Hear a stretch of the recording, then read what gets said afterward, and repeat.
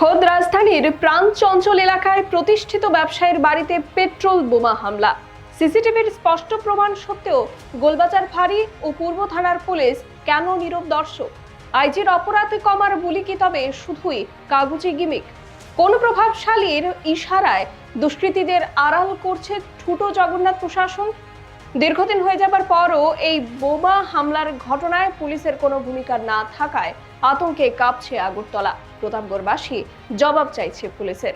নমস্কার, দেখছেন খবরের প্রতিবাদ, আমি শতরূপা। আজকের আলোচনায় রাজধানী আগরতলার বুকে এক প্রতিষ্ঠিত ও সুপরিচিত ব্যবসায়ী পরিবারের বাড়িতে প্রকাশ্য রাতে পেট্রোল বোমা নিক্ষেপ করা হলো, অথচ পুলিশ প্রশাসন ঠুটো জগন্নাথের মতো নীরব দর্শকের ভূমিকা পালন করছে। এই চাঞ্চল্যকর ও অত্যন্ত উদ্বেগজনক ঘটনাটি ঘটেছে টাউন প্রতাপগড় সুরেশ দাস লেন স্থিত জনতা হোটেলের মালিকের বাড়িতে। ঘটনার পর বেশ কিছুদিন কেটে গেলেও পুলিশের রহস্যজনক নিষ্ক্রিয়তা এবং তদন্তের চরম অনীহা এখন খোদ রাজধানীর আইন শৃঙ্খলা ব্যবস্থা ও সাধারণ মানুষের জননিরাপত্তা নিয়ে এক বিরাট প্রশ্ন চিহ্ন দাঁড় করিয়েছে। ভুক্তভোগী পরিবারের এক যুবকের বয়ানে পুলিশের এই উদাসীনতা ও এলাকাবাসীর চরম আতঙ্কের বাস্তব চিত্রটি অত্যন্ত স্পষ্টভাবে ফুটে উঠেছে। তার দাবি, সিসিটিভি ফুটেজে স্পষ্ট প্রমাণ, তবু হাত গুটিয়ে পুলিশ। ভুক্তভোগী পরিবারের তরফ থেকে জানানো হয়েছে, টাউন প্রতাপগড়ের সুরেশ দাস লেনের এই পরিবারটি এলাকায় অত্যন্ত সুপ্রতিষ্ঠিত এবং সুপরিচিত। তাদের যৌথ পরিবারে জনতা হোটেল এছাড়াও আগরতলা শহরের মধ্যে বেশ কয়েকটি ব্যবসায়িক প্রতিষ্ঠান রয়েছে, যা 4 ভাই মিলে পরিচালনা করেন। গত 15ই জুন গভীর রাতে আনুমানিক 1:45 নাগাদ একটি নম্বর প্লেটবিহীন স্কুটিতে চড়ে হেলমেট পরিহিত 2 সমাজবিরোধী যুবক তাদের সুরেশ দাস লেনের বাড়ির সামনে এসে দাঁড়ায়। কোনো প্রকার পূর্ব শত্রুতা বা প্ররোচনা ছাড়াই তারা একটি কাচের বোতলের ভেতরে পেট্রোল ভরে তৈরি করা জ্বলন্ত পেট্রোল বোমা সরাসরি বাড়ির বাউন্ডারিতে ছুঁড়ে মারে এবং মুহূর্তের মধ্যে সেখান থেকে চম্পট দেয়। বাড়ির দুদিকের দেওয়ালে যে সিসি ক্যামেরা লাগানো, সেই সিসি ক্যামেরা থাকার কারণে এই ভয়াবহ আক্রমণের পুরো দৃশ্য এবং দুষ্কৃতীদের গতিবিধি সিসিটিভি ফুটেজে অত্যন্ত স্পষ্টভাবে ধরা পড়েছে। পরদিন সকালেই ব্যবসায়ী পরিবারের পক্ষ থেকে বিষয়টি গোলবাজার ফাঁড়ি, আগরতলা পূর্ব থানা এবং জরুরি সহায়তার জন্য 112 নম্বরে ফোন করে জানানো হয়। পুলিশ ও গোলবাজার ফাঁড়ির আধিকারিকরা ঘটনাস্থলে এসে সমস্ত বিবরণ লিখে নেন, ছবি তুলে নেন এবং ঘটনার পরিপ্রেক্ষিতে একটি সুনির্দিষ্ট এফআইআর দায়ের করা হয়। কিন্তু আশ্চর্যের বিষয় হলো, ঘটনার পর এতদিন পার হয়ে গেলেও সিসিটিভি ফুটেজের মতো অকাট্য প্রমাণ হাতে থাকা সত্ত্বেও অপরাধীদের চিহ্নিত করা বা গ্রেফতার করার কোনো সার্থক চেষ্টাই করেনি পুলিশ। এমনকি পুলিশ ঠিক কি তদন্ত করছে, সিসিটিভি ফুটেজ দেখে কাউকে শনাক্ত করা গেল কিনা, এই সমস্ত বিষয়ে ভুক্তভোগী পরিবারকে কোনো প্রকার আপডেট বা অগ্রগতি পর্যন্ত জানানোর প্রয়োজন বোধ করেনি প্রশাসন। বারবার যোগাযোগ করা সত্ত্বেও পুলিশের কাছ থেকে শুধু নীরবতাই মিলছে। কয়েকদিন আগেই ত্রিপুরার আইজি রীতিমতো ঢাক ঢোল পিটিয়ে সংবাদ সম্মেলন করে দাবি করেছিলেন আগরতলা শহরে নাকি অপরাধের গ্রাফ নাটকীয়ভাবে নিম্নমুখী হয়েছে এবং প্রতিটি থানায় মামলার সংখ্যা তুলনামূলকভাবে কমেছে।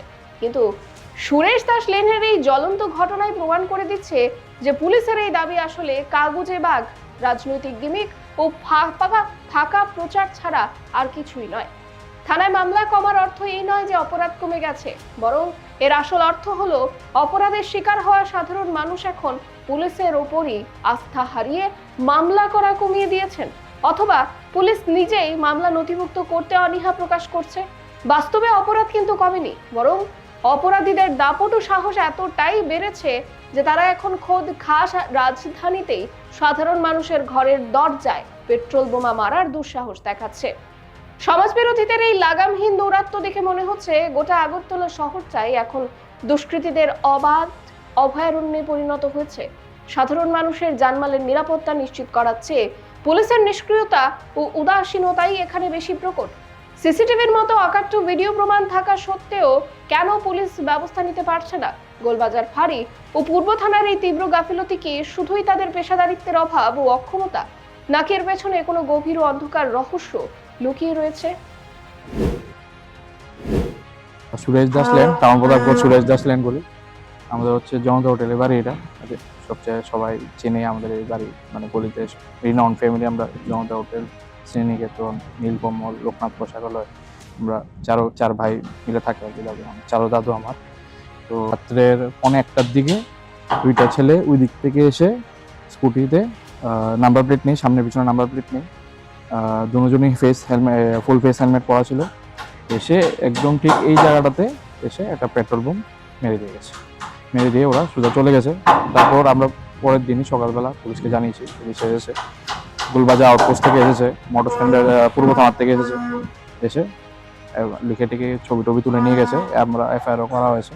এখনো পর্যন্ত কোনো আপডেট আর আমরা পাইনি। এখন জিনিসটা তো এখন আমাদের এখানে হয়েছে, এখনো পর্যন্ত আর অন্যখানে হয়নি, হতে পারে আর হতেও পারে। আমি এখন বলবো কি, সবাই বাড়িতে এখন সিসিটিভি লাগানো দরকার, কেন আমরা সিসিটিভি দুনো সাইডে লাগানো আছে বলে আমরা ফুটেজটা পেয়েছি। আর যদি নাম্বার থাকতো তো সবার আগে ধরতে পারলাম বলে ওদেরকে।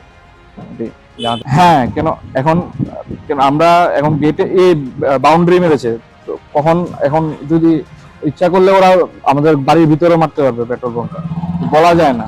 তো এখন খুবই এখন রিস্কি এখন না, কেন আমরা কারোর উপরে তো সন্দেহ এখন যাচ্ছে না, এরকম কারোর উপরে আমরা সন্দেহ করছি এরকম এখন। হ্যাঁ, আমরা বলেছি যে গুলবাজার আউটপোস্টে যেন কেন ঝুলন্ত ব্রিজে রাত্রেবেলা নাইট থাকে, ওরা মানে ওরা গার্ড থাকে পুলিশ। আমি বলেছি রাউন্ডে যেন থাকে একটা, আমাদের গলিতে বা আমাদের গলির সামনে যেন রাউন্ডে যেন থাকে। কিছু নেই এসব কিছু নেই, আইডিয়া নেই কেন এরকম ভাবে মেরে গেছে, কি আসলে বিষয় এখনো পর্যন্ত অনেক দিন হয়ে গেছে, কিছু বুঝতে পারলাম না। এটা পেট্রোল বোম ছিল, পেট্রোল বোম কাচের বোতলের ভিতরে পেট্রোল ঢুকে কাচের বোতল আমাদের বাউন্ডারিতে মেরে দিয়েছে। হ্যাঁ, ফার্স্টে যখন ফুটেজটা যখন আমি দেখেছি, দেখার পর তো ভীষণ একটা আতঙ্ক একটা বাড়ির ভিতরে সৃষ্টি হয়ে গেছে।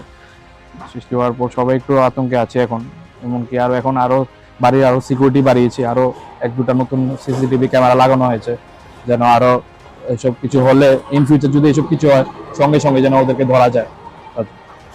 এসবই আমরা স্টেপ নিয়েছি। এই বর্বরোচিত পেট্রোল বোমা হামলার ঘটনার পরিপ্রেক্ষিতে ব্যবসায়ী পরিবার এবং সমগ্র সুরেশ দাস লেনের এলাকাবাসী চরম আতঙ্কের মধ্যে দিন কাটাচ্ছেন। স্থানীয় লোকজনদের কথায় এখন দুষ্কৃতীরা বাউন্ডারি দেওয়ালে বোমা মেরেছে। পুলিশ যদি এখনই ব্যবস্থা না নেয় তবে কাল হয়তো তারা সরাসরি ঘরের জানালা দিয়ে বা ঘরের ভেতরে পেট্রোল বোমা ছুঁড়ে মারবে। পুলিশের এই চূড়ান্ত ঢিলেমি উদাসীনতার কারণে নিজেদের সুরক্ষার্থে পরিবারটি এখন বাড়িতে আরো অতিরিক্ত নতুন সিসিটিভি ক্যামেরা ও নিরাপত্তা ব্যবস্থা বাড়াতে বাধ্য হচ্ছে। তাদের দাবি, পুলিশ যদি অন্তত ঝুলন্ত ব্রিজের বা গোলবাজার সংলগ্ন এলাকায় নৈশকালীন টহলদারি ও রাউন্ড ডিউটি জোরদার রাখত, তবে এই ধরনের অপরাধ করার সাহস হয়তো দুষ্কৃতীরা পেত না। এখানেই উঠছে সবচেয়ে বড় প্রশ্ন, পুলিশের এই রহস্যময় নিষ্ক্রিয়তার আসল কারণ কি? কেন অপরাধের স্পষ্ট প্রমাণ থাকার পরও অপরাধীদের আড়াল করার আপ্রাণ চেষ্টা হচ্ছে?